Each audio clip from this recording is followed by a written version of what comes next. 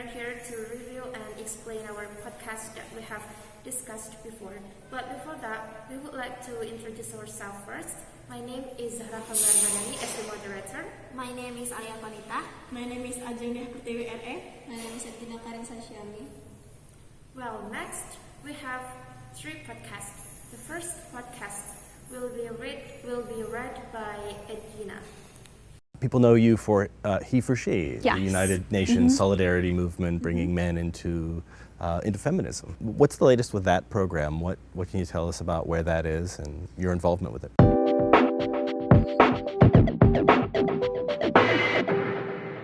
What I would really love to focus on is there's a lot of missing data in that we have about women and girls, and there's a lot of these gaps that I'd love to try and fill and get some more information on, because when you can show the data on something, it makes something visible, and it's very difficult to treat a problem that you just don't have. Like what kind of problem?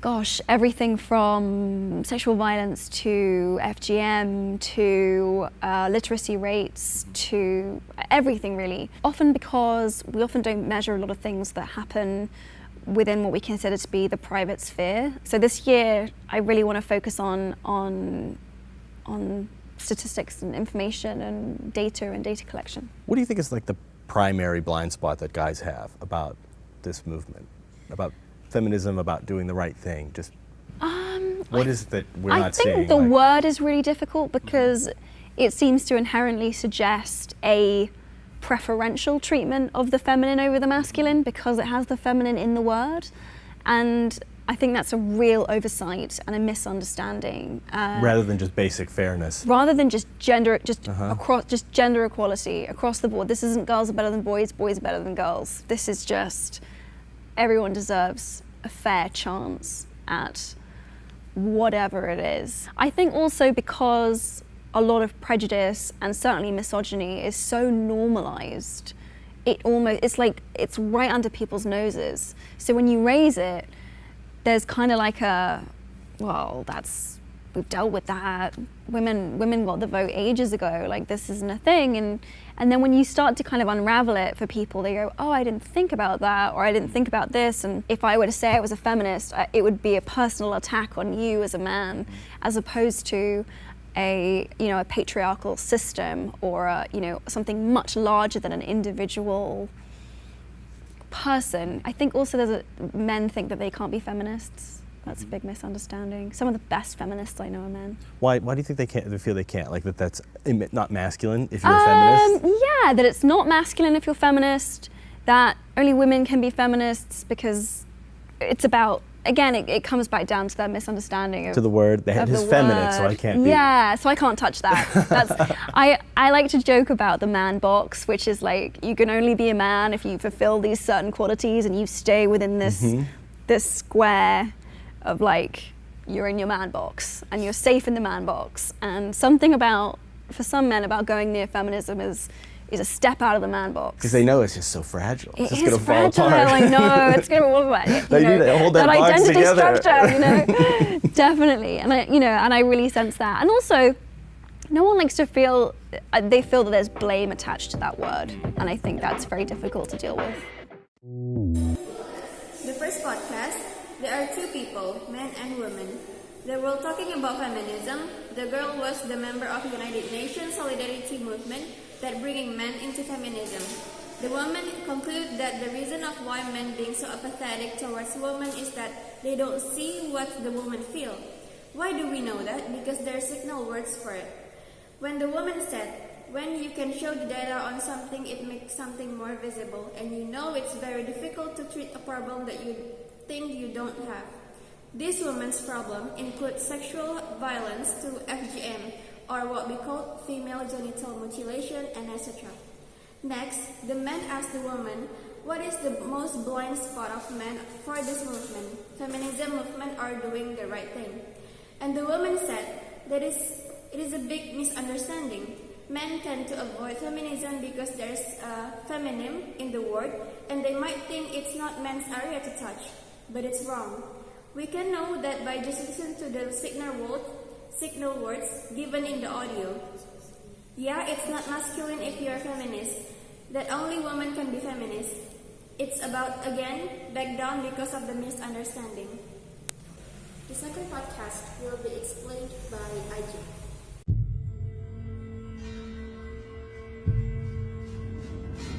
I had just reluctantly returned home from an extended vacation trip to Japan, after experiencing delicious food beyond compare, a beautiful country, and spending time with amazing people.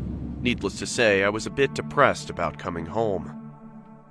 On my first day back home, I went straight to my bedroom and passed out before doing anything else. Rather, I didn't have the energy to do anything else. It was probably for that reason that I failed to notice subtle hints that my home was not as lonely without me as I believed. Hours later, I awoke in the middle of the night to the sound of scuttling noises and the floorboards creaking. Understandably confused, I got out of bed and made my way into the hallway that was connected to both the living room and kitchen. Cautiously, I crept my way through the darkness, groping the wall next to me for balance in my tired state as I trudged forward. I, however, made the fatal mistake of stepping onto one of the loudest boards in the hallway, alerting whoever or whatever was lurking in the shadows of the next room. I paused, as did the entity in the next room, before a whoosh of air was heard as they retreated into whatever crevice they had come out of. Taking a nervous gulp of air, I walked into the living room and turned on the nearby lamp that dimly lit up the room. Looking around, I spotted not a soul, but rather some of my furniture was disturbed. What's more, a couple of my kitchen cabinets were slightly ajar. Bewildered, but with my guard up, I went over and closed them all before readjusting my furniture, by which point I had relaxed. I chalked up the odd noises and movements to my jet-lagged brain and shrugged, deciding to just head back to bed. I wish the story ended there, but I was not so lucky. Before entering the hallway to my room, I saw that the large metal covering to the air vent above the couch was missing. Peering up at it, I mumbled, "What the?" before a crooked face filled with abject disdain for my existence popped into view. Startled, I fell to the ground and began crawling away, as I heard the man begin screeching incoherently as he dropped down onto the couch. I watched in horror as his joints cracked beneath his raggedy hoodie and heavily stained jeans. He stared at me, silent now, before brandishing a knife out of his back pocket and pointed it towards me. "My house now! Mine! Mine! You left it! It's mine!" He shouted with a slurred voice as he charged towards me.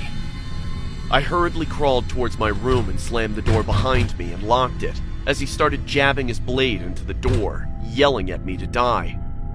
Shakily, I called the police and sobbed as I told them what was happening. Thankfully, I was told a patrol car was nearby my neighborhood and they would be at my house in minutes. I stayed on the phone and picked up a baseball bat just in case that deranged cretin broke down my door.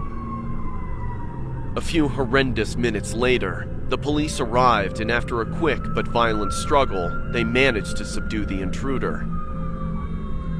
After locking him in the back seat of the patrol car, the cops investigated my house and found that the man apparently had been living there while I was gone. But not just that. Apparently, he'd been staying at my house without me noticing for a few months. According to the police, they found paper stuffed under the couch that was filled with nothing but incoherent ramblings about how he planned to kill me one day when the time was right. With the dates next to each entry predating my trip to Japan by an uncomfortable amount of time. Frankly, I'm happy to be alive and relieved that the situation was resolved so quickly. But still, I make sure to triple check the locks in my home after that little incident. On that podcast, there is a man that had just returned home from Japan. As what he said, I had just reluctantly returned home from an extended vacation trip to Japan. He then goes to his bed to get a rest and didn't realize that his house is not as alone as he thought. He then get up to check The noises we just know from the signal words given in the audio. I made my way into the hallway that was connected to both the living room and kitchen. I made my way into the hallway that was connected to both the living room and kitchen cautiously. I crept my way through the darkness. Then he noticed there is a shadow of an entity hide as the man made a sound. But he wished it was just his imagination. But it isn't. We conclude that the entity can enter his house through the ventilation. Because of the signal words lead to that fact, so that the large mantle covering to the air fan above the coach was missing. Peering up at it, I mumbled, so that the large mantle covering to the air fan above the coach was missing. Peering up at it, mumbled what the before a crook face filled with abject disdain for my existence popped into view. The man is creeped out and ran to his room. That intruder begging the door as the man called the police. The intruder was arrested. The last podcast will be explained by Alia Konita. 6 Minute English from bbclearningenglish.com. Hello, this is 6 Minute English from BBC Learning English. I'm Neil. And I'm Georgina. That's a big smile on your face, Georgina. You seem happy today. I am, Neil. After all, what's the point in seeing the glass half empty? Ah, so you're someone who tries to see the glass half full. You generally look at things in a positive way. I hope so. It may seem strange to be discussing happiness in the middle of a global pandemic, but right now feeling happy is more important than ever. Well then, it's lucky that happiness is the subject of this programme, Georgina. And while many things seem to be out of our control just now, there are small things we can do to feel better about life. To feel less stressed and maybe even a little happier. You're talking like a Dane now, Georgina. Denmark, and in fact all the Nordic countries, are often listed as among the happiest places in the world. You know what would make me happy, Neil? Asking me a really good quiz question. Okay, well, did you know that every year the UN publishes its Global Happiness Survey, revealing the happiest countries in the world? It's based on factors like income, life expectancy, and health. The Nordic countries often come in the top 10. But which country was rated the happiest in 2020? Was it A, Iceland, B, Denmark, or C, Finland? Well, Neil, Denmark is famous for bacon, and nothing makes me happier than a bacon sandwich. So I'll say B, Denmark. I like your thinking, Georgina. We'll find out the answer later. But you're certainly right to say that Denmark is considered one of the happiest countries in the world. Malena Rydal, author of the best-selling book Happy as a Dane, believes that aspects of Danish culture can help us improve our chances of happiness. Here she is explaining what happiness means for her to BBC World Service programme The Conversation. See if you can hear what she thinks.